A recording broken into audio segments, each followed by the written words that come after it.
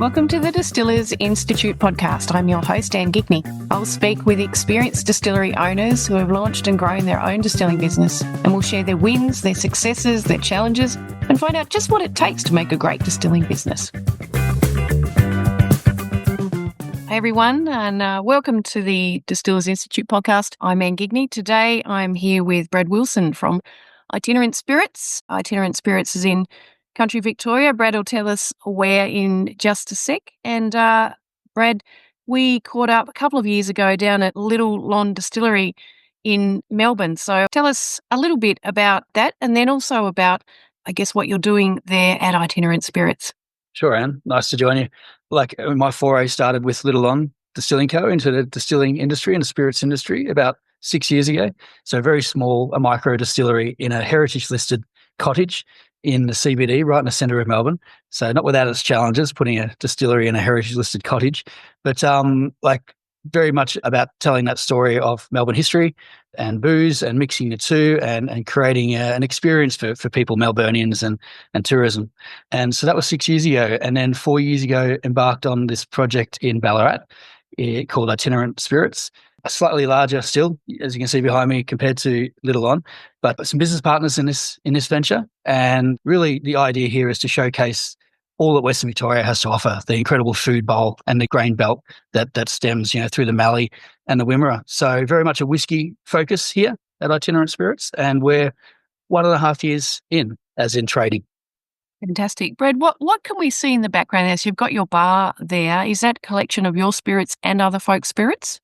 Yeah, it is. It is. So our spirits are bookshelving, the ends there. So Vansetter vodka on the outer side and Gallivanta gin next to that. And then we do have a collection of spirits. Look, we're whiskey focused, but we're waiting for our whiskey to age. That's sort of what happens. You got to wait 2 years minimum, 3 years for our whiskey. So in the meantime, we're building up a whiskey audience, and so we're serving a lot of Australian whiskies, some of our favourite international whiskies, Scottish, American, Japanese, and European, as well as Australian. So we're getting people ready for our whiskey release, which will be still 2 years. In the meantime, we're putting our best foot forward with our vodka, which is distilled on the still behind me, and our gin as well. Great. I can't believe that's already been 4 years. Is that right? 4 years? 4 years in developing, concepting Itinerant Spirits. So it did take 2 to 3 years to get it going and installed and ready to open. So yeah, it's flying. Wow. So look, from where I'm sitting here, actually first tell us a little bit about where you are, because there's something really kind of interesting and sexy about the building you're in. So tell us about where you are and why that kind of building looks so sexy behind us. Yeah, the building's pretty amazing. Comes down, I guess, I've got a personal passion for heritage and history and old buildings. Love old buildings. When they're brought back to life, they're just incredible. And they won't go anywhere for another 100 years. So this building is heritage listed, and it's the old train station goods shed. So we're located right next to the Ballarat train station. Back in the day, Ballarat's known for being old, cold and gold, all things gold, but it was a hive of activity. There was more people coming into Ballarat in the 1850s than there was in Paris, just because of entrepreneurship of striking it rich coming from California and the gold rush. So that's part of the history. It's steeped, it's everywhere in Ballarat. Our focus is telling a sort of modern history and an ingredient history, but we thought, why not position ourselves and give ourselves a fantastic footing and story in a 160-year-old goods shed. So off to my side here, the trains used to come roaring into the shed beside me. The building we're in, the space we're in, is actually a platform. So goods came off the train onto this platform and then went out those doors with precision and efficiency, those big doors that you see off to the right there. So fully functioning hive of activity for 100 odd years, and then it sat dormant for 40 years until the government decided to redevelop it. And so it's been turned into a conference centre, convention centre. There's a 400-seat theatre behind us and restaurants. So it's been touted as a destination venue for Ballarat. And so you can literally travel up by train from Melbourne, an hour and 20 minutes, walk 10 metres across the road and have a G&T in your hand in that sort of 10 seconds. I love it. So that sounds like the ultimate road trip to me. I hear there's I think you've told me before, there's a hotel right across the road as well. So you've got everything kind of going on there. Yeah, people can come up on the train, load up on a few great drinks, and then go back and be responsible without having to drive. Or you can stay the night. There's a hotel behind us, Quest. There's another one, Provincial over the road. So, and we're just literally one block from the centre of town. So it's easily accessible. And our itinerant name, to get to that, itinerant means to travel from place to place. So here we are on a train station. We're in Western Victoria. We're all about wanderlust and journey and travel. I love it. I love it, Brad. So look, we can see those big stills there behind you. Give us, or give the audience a bit of an idea about the size of the distillery. Now you can talk about what we can see, but it would also be interesting to hear about how much you're producing, litres per annum, or size of your team, sales, whatever you want to share with us there. Yeah, sure thing. So the still behind us is a Cotter still from Germany. So it's a copper pot and column hybrid still, 2 columns, 19 plates or 20 chambers, which allows us to produce a very tasty vodka. And behind that still, just over here, that's our gin still. So we've got 2 separate stills. So a 3,000 litre Cotter still, which is our whiskey still, straight to spirit whiskey production. We use 4 to 5 plates for that spirit, whereas for the vodka, we use 20 plates. We're a full brew house behind us, and we're a full on-grain distillery. So we're distilling on grain. So we're mashing, malting, but mashing and fermenting we've got 6,000 litre mash tuns, so about 1,500 kilos of grain in each mash. We've got 4 6,000 litre fermenting tanks behind me, which we call like the wall of steel. So it's almost like the backdrop to the copper there. So it's all been aesthetically designed, and then all the hard working stuff is behind that. But yeah, look, we're able to produce. Look, we calculated when we set this up, we're going to grow into it. We're able to produce 1.2 million bottles a year on our size still and brewery distillery here. At the moment, we're nowhere near that. Obviously, we're starting up, so we're building our brands, and we're being very ambitious in starting a whiskey brand, a vodka brand, and a gin brand. With each brand having their own personality and name. So, breaking into a market requires great sales strategy as well to move those volumes. I think at the moment, and I think in our first year, we did just over 20,000 bottles, gin and vodka, aiming for 30,000 this year. So we'll incrementally grow. And that all comes down to, again, distribution. At the moment, we're self-distribution, but if we get into the national accounts, then things grow quickly. Fantastic. And where are you warehousing your stock? Is that on site as well, or is that somewhere else? Yeah, no, so this is a 400 square meter site, and the distillery behind me, we pretty much sliced it in half. So there is this wall that sort of goes right through the middle of our space, and the distillery is on one side, and we've got a venue on this side. So the venue can seat 140 people. The distillery is 200 square meters. We filled it up with equipment. So we intended to bottle and barrel and store on site, but we have another warehouse, and we can comfortably say it's like 10 minutes across the other side of town. So it's not like being in Melbourne where it takes an hour and a half to cross town. We've got a site just 10 minutes away next to a malt house, which we're very fortunate to have a malt house, a 160-year-old malt house here. So we get our malt direct from there. And yeah, we're taking our raw ingredients in through the door into the good shed, producing goods in the good shed for the first time ever, goods of quality, and then proofing and bottling and labeling and dispatching and storing in barrels at a warehouse across town. So, Brad, Little on was little. Itinerant Spirits is pretty big. Tell us the decisions you've made about scale. So why? Was it about your lifestyle? Was it about maximising production? Was it about something else? Yeah, Little on was like an itch to scratch for me to like a lot of people in the distilling industry to remove themselves from a day job that they may not have enjoyed any longer out of an office or so to speak. For me, that was advertising. So it allowed me to employ my creative passion in creating, making, branding, and pitching a product. So I'd spent 15 years in the alcohol industry and spirits and global brands in Asia and Europe. So a real passion for booze and brands and spirits in particular. It was just myself. So it was bootstrapped distillery for six years, doing it differently, having a foot traffic in a city rather than being a destination for tourism outside.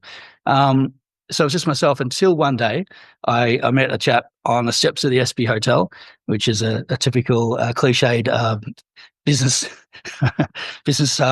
partner story, but that's what happened. And Craig and I, we thought, yeah, he was enamored by the idea. He was looking for a new prospect as well. So we partnered, and over 4 years, the idea was to put something in Ballarat. I lived here at that stage. There was this beautiful building here.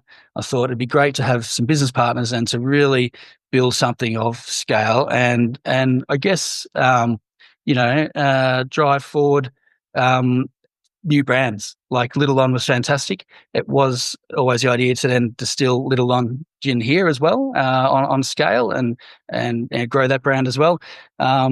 So yes, I've got business partners in this, and that's why it's a little bit bigger, which is fantastic. But yeah, our story is to be Australia's best spirits experience and that journey, and to grow these brands, take Western Victoria, nationally and overseas. That's an interesting way to make a lifestyle in your distillery. I mean, it's where you live, happy days. But it's a big undertaking. I mean, it's not by any stretch just a little thing there, is it, Brad?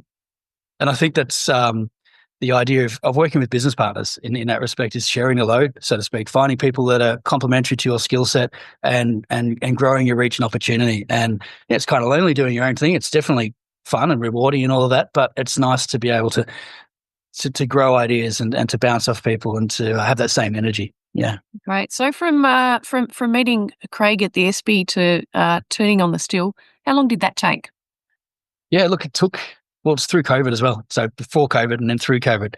And COVID gives you a lot of ups and downs, of course. So it took us about 3 to 4 years. But, that gave us time as well to really hone in and work on our business strategy, our venue strategy, our sales strategy, our brands. There's a lot to starting a distillery. And then you've got all those mediums of sales, from wholesale, distribution, to on-premise, off-premise, to online, to a venue. So there's a lot to think about. So the more time we had, we found we would have we expected we'd have a better offering when time comes to open and have some gusto and some direction. So look, it's worked out that way. Actually, last year, unfortunately, Craig has left the business.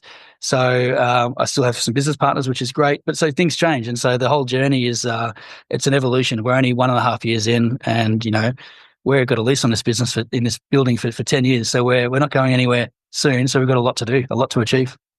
Right. I heard a story recently about how when Guinness started, they took a 1,000-year lease on the property in the middle of Dublin. So I don't know, there's somebody way back there a while ago had a bit of a vision about how long Guinness was going to be around. Absolutely, that's amazing. Yeah, it's quite amazing. So that journey to, I guess, from the idea to opening the doors, do you mind sort of taking us on a bit of a trip through from idea through to opening?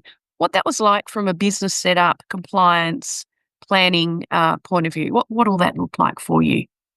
Yeah, well, it's a mammoth task, and it's probably the same amount of work you would undertake if you were starting a small distillery with a 200-litre still or a 3,000-litre still. You've still got the same process and permits to go through.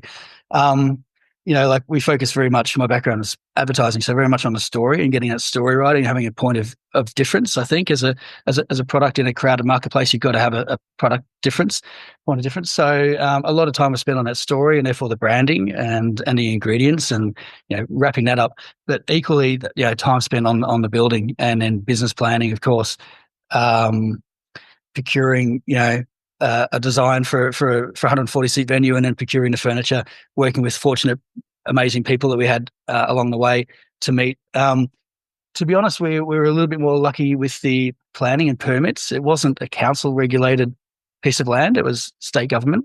And so they were looking to grow the precinct. So it was a little bit more streamlined for us. I mean, we still needed all those permits, but they came through efficiently, which is fantastic. The distillery design side of things, though, is always challenging, and we wanted to do things correctly. So, as owners, we can sleep well at night knowing that it is a very safe distillery and compliant. So we worked with a group called ME Engineering in the design and execution of the distillery. We've got amazing, as you can see behind me, a widescreen glass window separating the distillery from the venue. So to have something so large means you've got to be fire managed and have all that risk maintained. So we've got a fire curtain which will drop down in the event of any sort of fire. We've got our dangerous goods, hazardous zones clearly marked out behind us, and it's important that people can sit here comfortably, not have to think about the potential danger. Not that there is any. You manage all your risk, but like it needs to feel and be safe. Priority for us. So yeah. So in that journey, Brad, what were the biggest challenges? Was that distillery design? Was it about getting it, fitting it into the building? What was probably the biggest challenge in that piece? Yeah, it's all very well to have a fantastic idea and say I want to put a distillery in a beautiful old building, but yeah, the practicalities of that became challenging. So we're on a platform, essentially we're on a train platform. The trains came beside us, and then we're about 8 steps down. We're about a metre raised off the ground for trucks to come and take delivery from those doors. So we thought, well, fantastic. We'll put our underground waste tanks underground because we're already above ground, so to speak, and it should be quite easy. But no, it wasn't the case. We had to restabilize the whole floor with pylons and engineering to take the weight of the stills and equipment. We've got a mezzanine in our venue here, so we needed to be able to stand independently and not be attached to walls because of heritage. So look, we found challenges and unfortunately extra expense nearly at every stage. You do your best to cost everything appropriately and give yourself a contingency, but then little surprises pop up all the time. And like I think we are definitely over engineered. Like everything's pretty stable. We're going to be here for a long time. But look, that was challenging, and fitting equipment in full size 10,000 litre stainless tanks, carefully craned through those doors. Like the access was fairly limited, even though they're big doors. So lots of challenges, but it all worked out as planned. That looks, it certainly looks amazing there, Brad. Let's change gear a bit. I want to talk to you about marketing.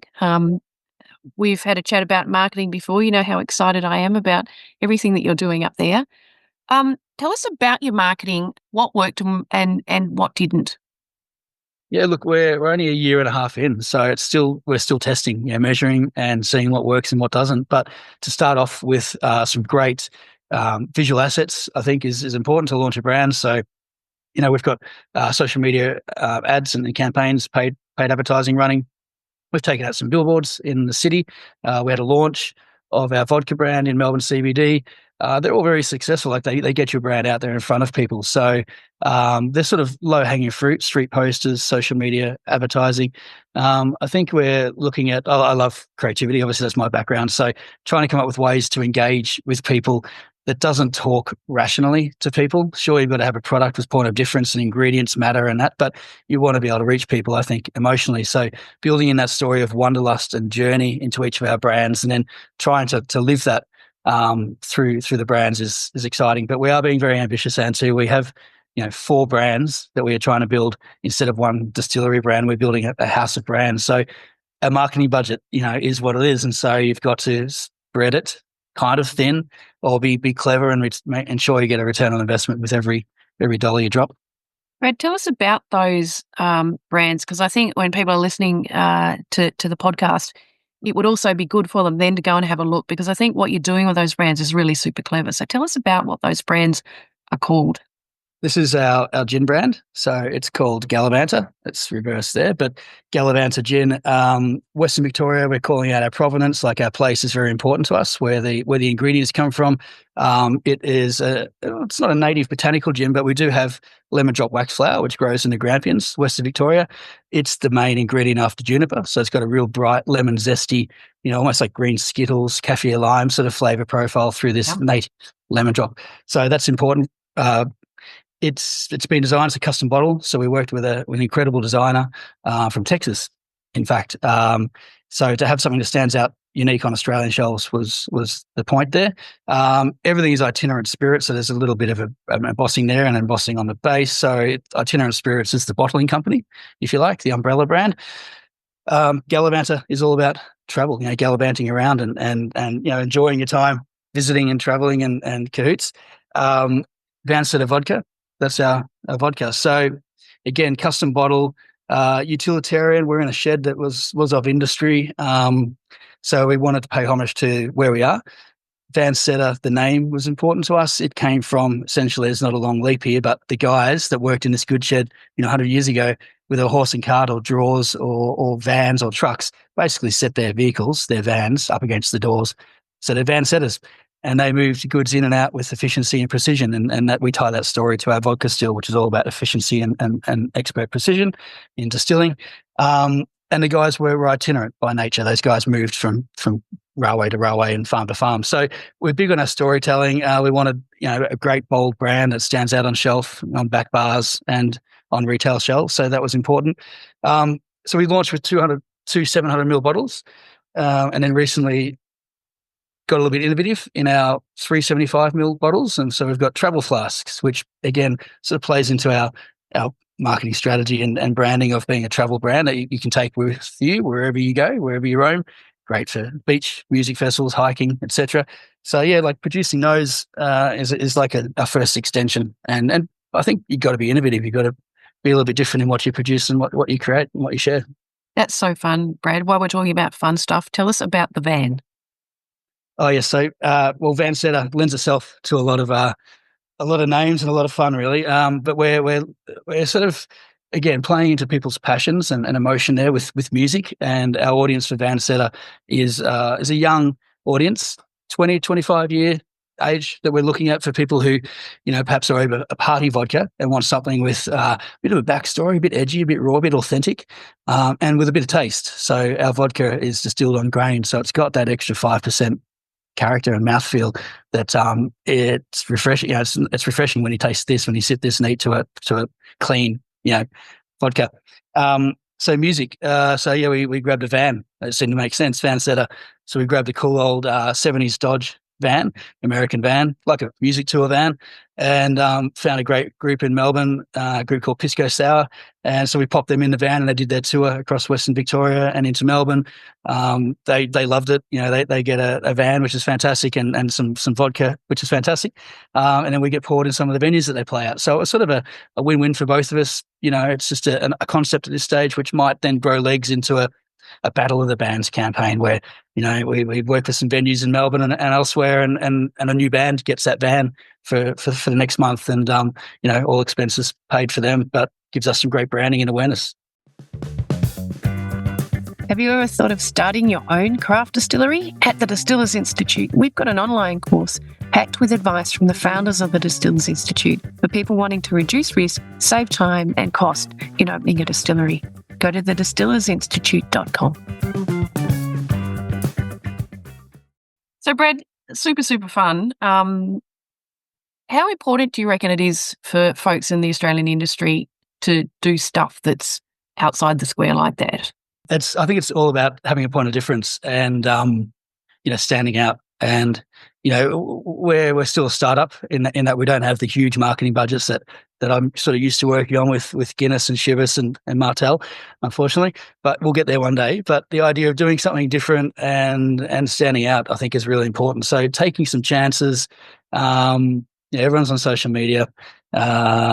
These street posters are a great way to get awareness, but you've sort of got to reach people in unexpected ways, I think. And we're seeing influencers and Instagram celebrity, these days with alcohol brands, because it's a cut through. It's a way to get great scale and great volume and great awareness quickly. So that's something we're kind of interested to look at as well, is find people that best represent not only our brands, but tie into that passion of either music or travel and wanderlust. And so, yeah, I feel it's a fairly interesting territory to explore further. Yeah, amazing. And so, like, picking up on that, outside of the Van Setter van and the music tour, what are your sales channels? Where do folks find your product? Well, we've got the obvious, which is on our own website as an e-commerce, so you can purchase direct from us, which is fantastic for margins. Obviously, it's better than in wholesale and distribution. We sell at our venues, so we've got a retail display here, and we make a range of sort of lifestyle merchandise and travel related merchandise as well to expand that experience when people come to our home at Itinerant Spirits. We're in independent bottle shops, which is fantastic. We've done our best to really work with Ballarat and grow ourselves outwards, reach audiences outwards. But we're here for Ballarat. We really want to showcase and make the locals proud. So that's our first port of call. And then we take Ballarat, outer ring. We'd love to go down to Geelong, and we go to Bendigo, and we head up to Horsham. We work around country and regional Victoria, and then we make our way into Melbourne. So we're in independent bottle shops. We're in a range of bars and venues and hotels and pubs and that. And just the last couple of weeks ago, we got our first foray into Endeavour Group. So we're in, a couple dozen BWS and Dan's, Metro Melbourne and Western Victoria and Victoria. So like it's step by step. Prove that you've got need and desire and want from customers, and the sales and the pull through, and things grow from there. So we're in an infant space, but I think there's so many places that you can spread your product. You can sponsor festivals and events, and I think you've got to do a bit of everything in these early days and see what lands or where the success comes from, and take it from there. And Brad, when your whiskey comes online, obviously it's going to have a personality of its own. Does distribution then look different for it compared to your clear spirits? Yes, it will. We've got a couple of years to wait for that. A couple of years to plan that one. We're developing that at the same time, but we hope by then we've got some greater distribution with our vodka and our gin, giving them the best chances they can with their personalities, and they shine in their categories. And then having a third product skew into the portfolio, so to speak, it makes it always a little bit more interesting for our sales teams to go out and open doors and open eyes and open mouths. So I think at this stage our approach is independent distribution until we found a partner, if there is one, that takes us in that distribution model. We're keeping open minds, really. We've got definitely some ideas and direction, but you just don't know how things play out. Right. Look, I was going to ask you about the importance of place. I think you've answered the question about importance of place for you, but maybe you could share with us what, if any, work you had to do with the local authorities or, the local councils or tourism bodies to find your place there in Ballarat. Yeah, so place is important. Ballarat, because the building happened to be here and I lived here, was the decision in terms of place. But telling that Western Victorian food bowl story means we've got ample stories and partners and produce and ingredients to tell and share and tell their stories and so on. When it comes to tourism and advertising, we've got a very supportive tourism group called Midwest Tourism here in Ballarat, and so they're always bringing up people from Melbourne and having showcasing events with multiple local producers and that. So there's a real drive locally and we're part of that showcase. So there's that outward campaign from a Ballarat perspective that goes into Melbourne and outside Victoria to draw people to Ballarat, and then we'd love to host everyone that comes through Ballarat for that style of tourism. So look, I think there's a lot of drive. I think Tourism Victoria do their best as well. I think everyone works together. So I think it is about drawing people in. Tourism, Ballarat is only so big, in terms of an audience. So I think we're fortunate with the local council, Ballarat City and Midwest Tourism. Right. Let's change gear a little bit. I wanted to ask you about the excise rebate that the Australian Distillers Association got introduced, 350 K a few years ago. How did that impact Itinerant Spirits? Because at scale, that's potentially less. It's not that it's less relevant. How did it impact your business? I suppose it's impacted us as such as we knew that was a thing, and so you just sort of know that if you hit 13,000 bottles, 700ml bottles, that's your excise. You'll start paying from that point on. So it's a little bit of a handicap for anyone, really. I mean, as a smaller producer, it's fantastic. As soon as you get over that, we're by no means a large producer. There are larger out there, but it does impact your business. You have to factor in the tax after that. Unfortunately, it keeps going up as well, which is obviously disappointing for everybody. Maybe one day it'll freeze or be reduced. But look, I think it's a known quantity. You work, you plan your business around it, and you grow strategically. And does it ever impact your thinking about your pricing? Look, at this stage, our pricing our plan is to be competitive on shelves. So we're not the cheapest, but we're not the most expensive, and we're positioning ourselves in a bit of a gap there, I think, in price point for a step up from a vodka and a step up from a house gin price point in on the shelves. But even from venues, there's ways to work that pricing favorably and looking at larger bulk containers, which save on costs and slightly more sustainable, and so you can reduce your price to be more competitive. I hope that answered. But we haven't increased our prices. In a year and a half, we've absorbed those CPI charges and tax excise charges at this stage.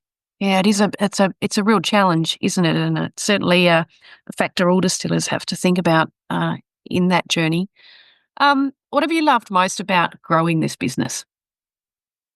Oh, look, it is a journey. So it's kind of, it's interesting. Every day is different. Ups and downs, wins, steps backward. I think what I've loved most is the journey and having good people to work with.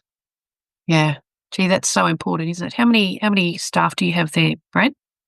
Look, I think we're about 7 or 8, 9 full time, and probably about 10 to 12 casuals. Yeah, so about 20. Yeah, it's a good size business, really. It's sort of tapping the SME threshold there, isn't it? Yeah, well, having the venue requires a large portion of staff, and but having a venue allows people to try a product. So we feel it's a good plus. Yeah. Do you want to maybe just touch on that briefly? Because we've spoken to some folks before who say that there is a significant advantage in having the hospitality business sitting alongside the distillery. How has that unfolded for you in that new venue? Yeah, look, I think I learned that from Little On Distilling Co. when I was all about creating a product and having a spirit out on the shelf, brand wise.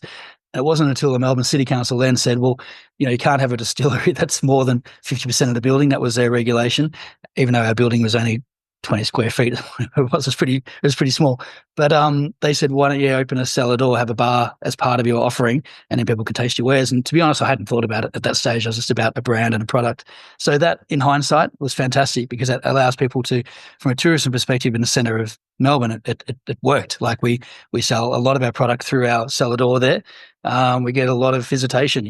We're a reasonably busy bar, open 4 or 5 days a week. So I saw the benefits straight up through an opportunity, I suppose, that it worked to have a cellar door / venue bar. So that was very much part of the idea and built-in strategy of this business, was to have an offering where, we figured being a regional Victoria, we are a tourism destination as well. So it should work in that respect as well. Always still very challenging, hospitality generally at the moment, if we're not evergreen content here, and hospitality at the moment is quite tough, really. Anyway, everywhere venues are closing, and the industry is competitive. And there's not a point of saturation in spirits yet, but it does make having a place that people can visit a fantastic thing for the business, I think, so that you can not only potentially sell bottles, but people get to try your product. So it's a home. Yeah, a whole hub of excitement there in Ballarat, by the sound of it. So, Brad, when you started out, obviously, you and Craig had made the decision to create a scale distillery. How did you decide to go about that? And obviously, I guess I'm asking, did you take investors? I think you've already said yes to that. How did you go about that journey, and how did you work out what it was going to cost you to create such an amazing destination? Look, we had very careful business planning, and we raised some money through investment through third partners, which is fantastic, and best partners in business, I've got to say. So it was really great. It gave us more opportunity for scale and scope, plus industry experience within business partners as well. We also received some government grants and funding, which at the time, coming out of COVID, that the Victorian government was definitely about growing, tourism and reigniting that space. So look, we're recipients of a couple of different grants, which is fantastic. So yeah, even though we were able to raise money and take grants and make this business work, like it still costs more than you anticipate. So you've got to chat to the banks and so on. So look, it's I'd say it's nothing goes to plan, but you need to have avenues and just be carefully thought out, especially when you're building a bit bigger at scale. Little On was, totally independent and bootstrapped, where this was conceived to be bigger brand and with bigger ideas and potentially more than just spirits. So it needed a bit more thinking and therefore a little bit more money around it, I suppose, investment. And I would guess that you're not just talking about your capital expenditure there either, because a distillery that big takes a fair chunk of cash to run as well. So how did you go about planning your financial capital expenditure and your operating expenditure in those first couple of years? Around planning, I think it's working with business partners and playing to people's strengths. So, my strength is marketing. So in terms of planning and spreadsheets, that was my business partner. But we always work solidly together. And I think it's just about sharing and being transparent and being visible and making decisions and deciding what you can do and what you can live with and what you can live without. So I think the more time you spend on your structuring and CapEx and then further investment, the stronger you'll be as a business. Brad, what's been the greatest challenge in concepting and building the distillery? I guess there's the unknown. I guess there's the challenge of having a plan and having some future foresight and having great ideas and then delivering on them. I think that's the constant challenge. I think you've got to have, I love having that sort of end goal and that vision and having some grand vision and then working, step by step to get to that. But that's the challenge and it's day to day, Anne. What's your one piece of advice for anyone thinking of starting out in the industry? Yeah, it's an exciting industry. I think it's still in its infancy, spirits for sure.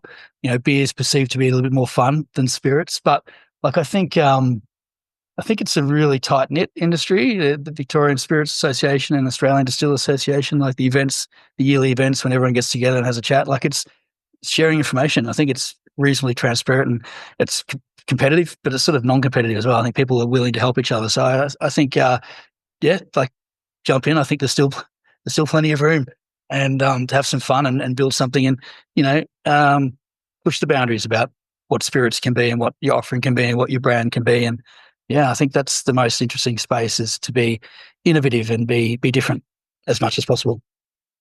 Just a couple more before we go. Brad, now you've showed us some of your bottles, which I just think are awesome.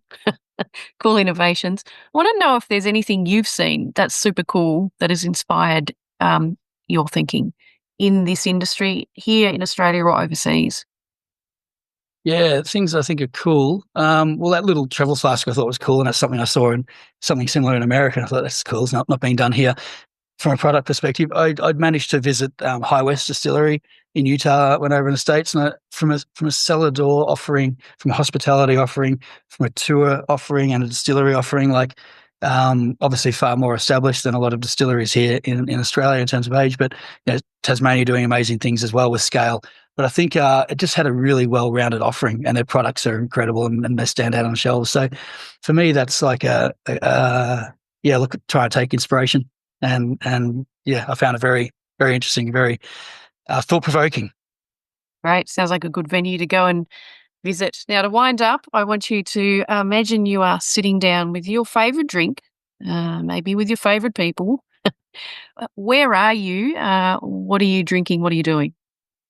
I've got a penchant for American whiskey at the moment, all things rye and bourbon and what they're doing with single malts. So probably in a dive bar, somewhere like in San Francisco, where I was just recently and found a great little dive bar there that had been around for 40 years. So I love the comfort of those smaller spaces where there are people there. There's action, activity, and to be there with business partners and great friends one day, that'd be a place to be.